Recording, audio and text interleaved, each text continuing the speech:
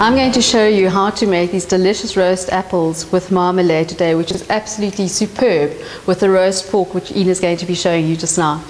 We need 4 apples, red-skinned apples, and you leave the skin on. You cut them into 8 wedges, like that.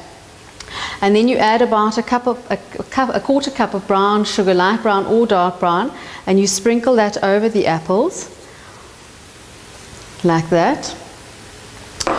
You take a lemon and you zest the skin of the lemon, as I've done here, just to show you.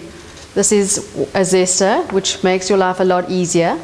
You can then add the zest to the apples, and then you use the juice of 1 lemon, and you just squeeze that over the apples, just like that. And then to give it the savory flavor, you season it with the lemon and black pepper seasoning, about ½ a teaspoon of that.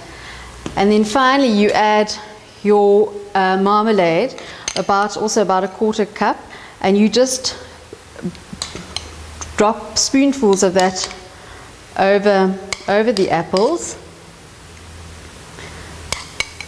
Also a very, very good combination, this. We've used citrus marmalade here. And then what you can do is just maybe just lightly just spoon it to cover a few of the apples, but it all melts in anyway.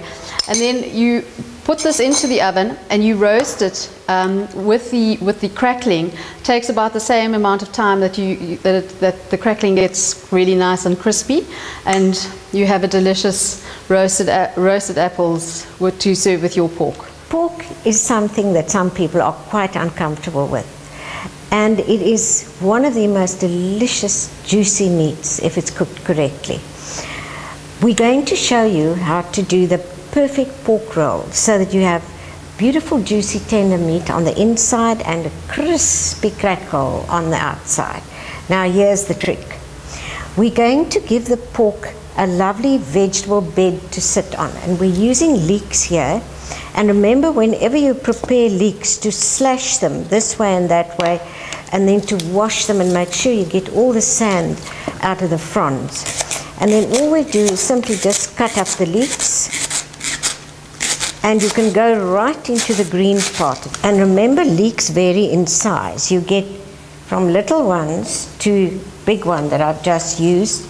So just use your discretion on how many you need.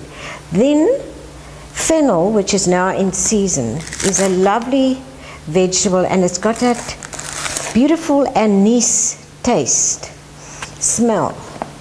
And it's also an excellent combination with the leeks and the pork. So we just cut up the fennel. You can use a bit of the frond and the stem if you like. So here we've got a lovely vegetable bed. And to complement the onion flavor of the leeks, we're going to season this. Come sweetheart, Mark, whipion.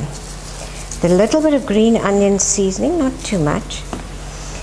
And then we pour some olive oil over that. Now that can only be good. So we've got this lovely vegetable bed with the green onion and the olive oil. And then we can put a tiny bit of water. Tinier, I mean about ½ a cup. That'll give us our natural gravy, and it'll keep the meat beautifully moist while it's cooking. Now we get to the pork.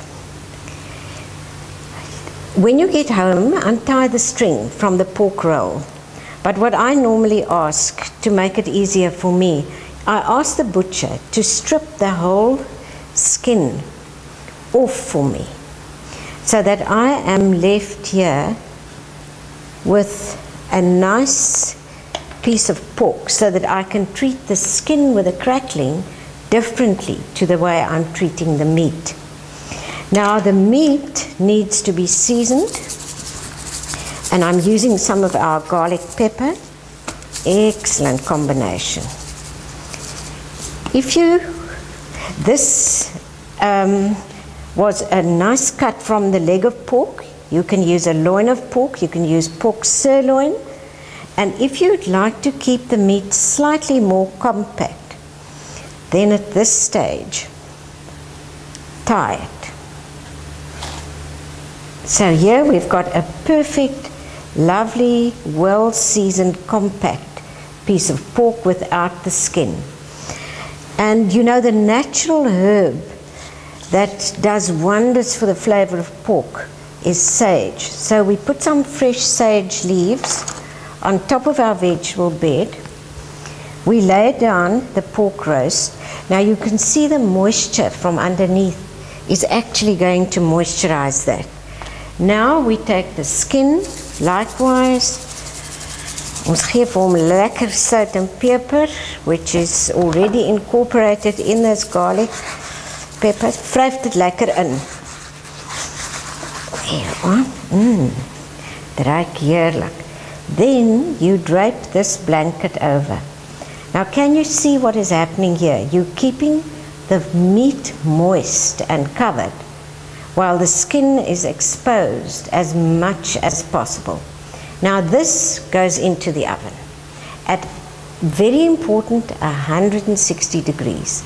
You don't want to cook pork at too high a temperature. We'll bring in the high temperature when we crisp up the skin. Nou maar goed, hier is ons meisie uit die oondtyd. Now what we're doing now is we're going to, from this stage, we're going to treat these two things differently. The crackling comes off. Can you see I put a couple of sage leaves underneath the crackling, and that is now going to be treated differently. But I want to carry on cooking this pork, but with its own heat. So cover this snugly with a piece of foil, and then you put it onto a wad of newspaper or onto a wooden board. Whoops. And then cover it with another piece of paper. So we seal in as much heat as possible. And this is going to stand here and rest and slow cook while the crackling is being done. Now what you do with the crackling is you simply just cut it with a pair of scissors into long strips like this.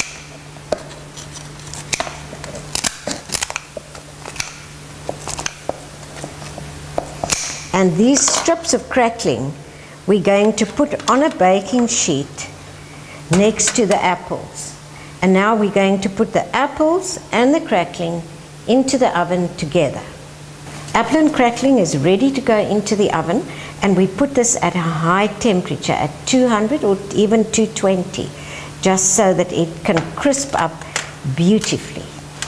Now here we have our pork roast, which we've carved already, just with a nice carving knife and fork. It looks classy. I would suggest you rather perhaps do this in the kitchen, and always cut against the grain. Arrange it on a bed of the roasted leeks and fennel. You can see how gorgeous and juicy they are. And we've just, the gravy that formed at the bottom, we just poured that over the meat to moisturize the meat. You can see how nicely the crackling has crisped up. I mean, it is a little bit when you eat it, but the taste is too divine. And the combination here of the marmalade, the citrusy marmalade, together with the roasted apples, it is to die for.